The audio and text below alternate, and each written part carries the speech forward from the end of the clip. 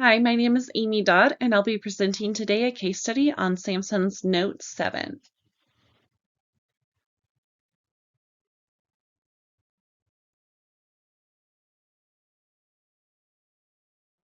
I'd like to begin with an overview. In 2016, Samsung faced a major crisis with batteries in the new Galaxy Note 7 spontaneously overheating and catching fire. They ultimately recalled all Note 7s, but initial crisis management missteps seriously harmed their brand, reputation, and financials.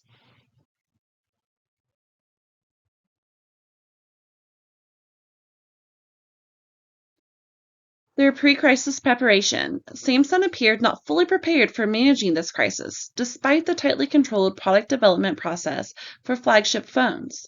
While quality control and supply chain processes should have surfaced the faulty battery issue, they failed to anticipate and mitigate the risk of overheating batteries beforehand.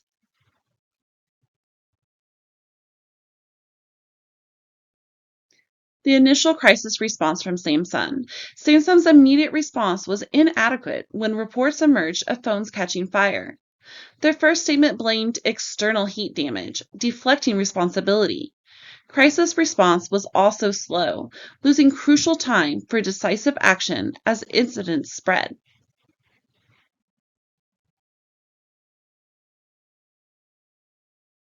It would have been best if Samsung could have been quicker to respond. Faster initial response to the first reported incidents of overheating phones rather than attributing blame to device damage. Quickly investigating all plausible factors, even if highly unlikely given the rigorous quality control, should have been the top priority.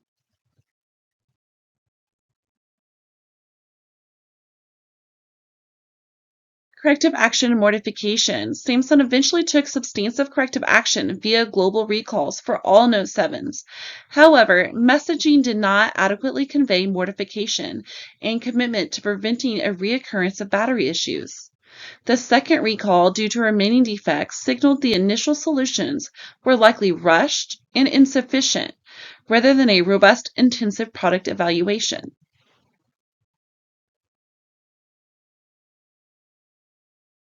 Samsung's communication seemed to face a breakdown.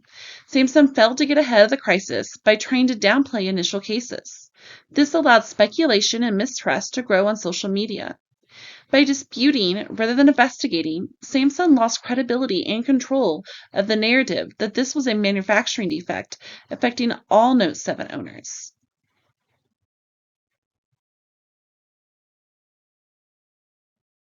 A better corrective action and mortification plan would have been, rather than perceived reluctant recalls, Samsung might have announced a permanent halt of Note 7 sales and production from the start until internal investigation could be concluded.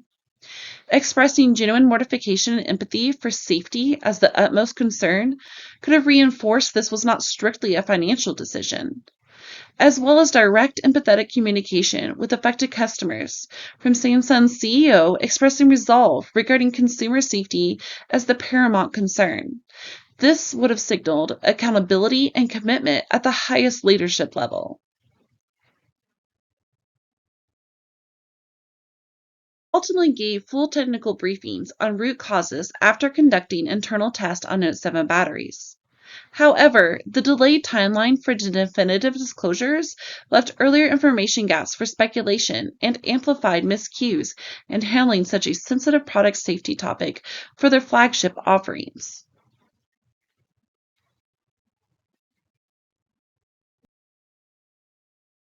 Disclosure would have been a better approach, as technical root causes were validated internally. Bringing media and regulators behind the scenes for exhaustive briefings reinforces that full safety first changes to protocols were made before any note consideration. Maximum transparency is always key. Numerous mistakes were made during the recall. The eventual recall was marred by missteps. Samsung moved too slowly in issuing global recalls, allowing incidents to multiply. Messaging was also confusing, with mixed signals on refunds and exchanges. Most damaging was leaving refurbished replacement Note 7 still at risk of overheating. This extended that reputational damage and perception the company did not actually identify root causes in the batteries. approach would have been to shift the blame, while product quality responsibility ultimately lies with Samsung, highlighting the battery manufacturer Samsung SDI as a responsible party as details emerged could have deflected some criticism aimed directly at Samsung's design capabilities and quality control processes.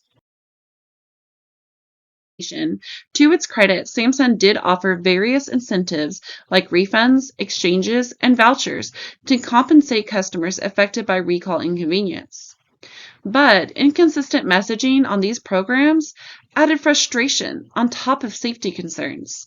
Streamlined compensation packages with a direct brand apology could have helped sentiments during the crisis. Experienced both financial and reputational damage. The Note 7 crisis ultimately cost Samsung over $5 billion in losses and substantial brand damage. They suffered a drop in overall phone sales too, as users lost trust despite usually high loyalty rates and satisfaction with their devices. This case represents how even top-tier crisis readiness can fail without proper issue diagnosis and decisive, credible management focus on consumer safety. How could Samsung have done a better job at compensation? Well, publicly offering a generous refund, bill credits, or other items would proactively, rather than reactive policies, signal commitment to making customers financially whole, not minimizing cost. Added goodwill gestures beyond reclaiming potentially hazardous devices could have limited brand damage. In summary, Samsung's response touched on some image repair strategies, but without swift, decisive actions to put consumer safety first and deliver coordinated transparency with regulators and customers. This reduced effectiveness at countering reputational damage compared to total product removal and disclosure immediately when defects suggested any possibility of fire risk in devices. In conclusion, Samsung stood to better navigate the crisis by immediately dropping any defensiveness regarding possible defects, fully disclosing internal processes to address root causes, shifting some blame to supply chain partners, and overcompensating customers from the start. This crisis response, rooted principally in ethics and safety, could have insulated the brand even given the Note 7's failures. The lessons apply not just to Samsung, but any company facing incidents that threaten consumer and stakeholder trust in ways financial reparations alone cannot quickly repair. In crisis management, consumer safety and trust must override all business motivations. A single failure to uphold those priorities and messaging or actions can rapidly spiral reputational damage far exceeding any short-term earnings hit. Samsung painfully experienced those realities, but serves as a lesson for all product companies prioritizing speed to market over thorough, fail-safe diagnostics.